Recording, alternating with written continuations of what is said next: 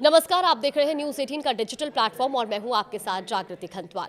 देश की सुरक्षा व्यवस्था और सैन्य नेतृत्व से जुड़ी एक बड़ी खबर सामने आई है। देखिए, भारत सरकार ने लेफ्टिनेंट जनरल रिटायर्ड एनएस राजा सुब्रमणी को देश का अगला चीफ ऑफ डिफेंस स्टाफ यानी सीडीएस नियुक्त किया है और इसके साथ ही वो रक्षा मामलों के विभाग यानी डिपार्टमेंट ऑफ मिलिट्री अफेयर्स के सचिव की जिम्मेदारी भी संभालेंगे।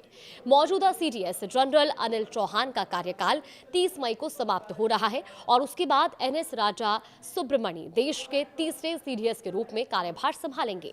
फिलहाल एनएस राजा सुब्रमणी राष्ट्रीय सुरक्षा परिषद सचिवालय यानी कि एनएससीएस में मिलिट्री एडवाइजर के तौर पर सेवाएं दे रहे हैं।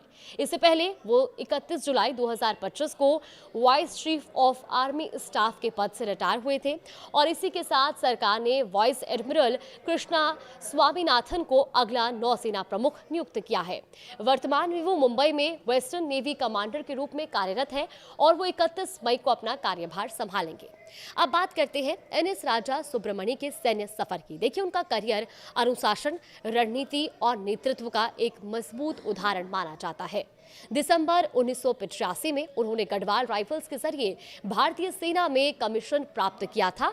उन्होंने नेशनल डिफेंस एकेडमी यानी कि एनडीए से सैन्य प्रशिक्षण हासिल किया और उसके बाद वो ब्रिटेन के ब्रेकनेल स्थित joint service command and staff college भी गए, जहां उन्होंने उच्च स्तरीय सैन्य अध्ययन किया और भारत लौटने के बाद उन्हें माउंट ब्रिगेड में ब्रिगेड मेजर की जिम्मेदारी सौंपी गई। बाद में उन्होंने दिल्ली के नेशनल डिफेंस कॉलेज से भी अध्ययन किया है और उनकी शैक्षणिक उपलब्धियां भी बेहद प्रभावशाली रही हैं।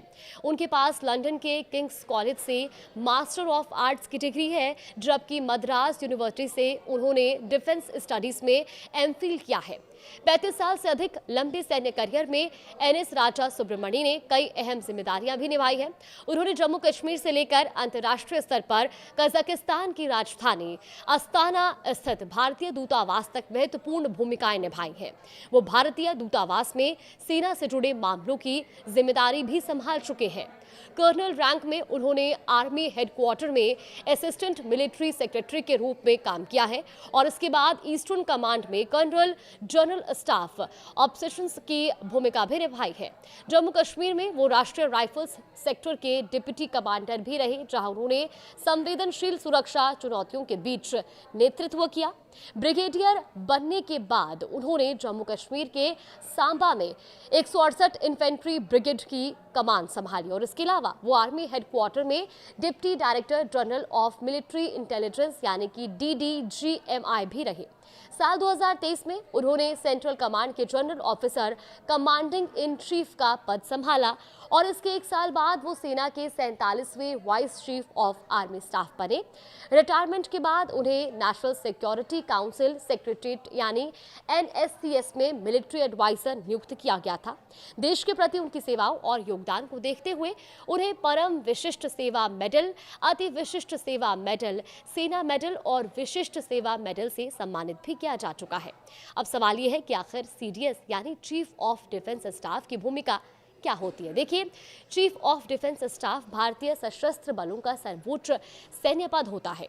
सीडीएस इंडियन आर्म्ड फोर्सेस की चीफ ऑफ स्टाफ कमेटी का चेयरमैन होता है और तीनों सेनाओं थल सेना, वायुसेना और नौसेना के बीच बेहतर तालमेल सुनिश्चित करता है। सीडीएस एक 4 स्टार जनरल होता है जो रक्षा मंत्रालय के नए विभाग डिपार्टमेंट ऑफ मिलिट्री अफेयर्स का प्रमुख भी होता है। रक्षा मंत्रालय में पहले से ही 4 विभाग थे: department of defence, department of defence production, department of ex serviceman welfare और डीआरडीओ।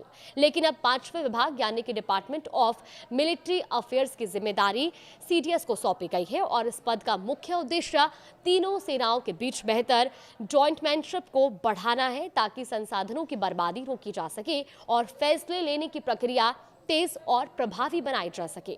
गौरतलब है कि दिसंबर 2019 में जनरल बिपिन रावत देश के पहले चीफ ऑफ डिफेंस स्टाफ नियुक्त किए गए थे और अब एनएस राजा सुब्रमणी इस महत्वपूर्ण जिम्मेदारी को संभालते हुए देश के तीसरे सीडीएस बनने जा रहे हैं।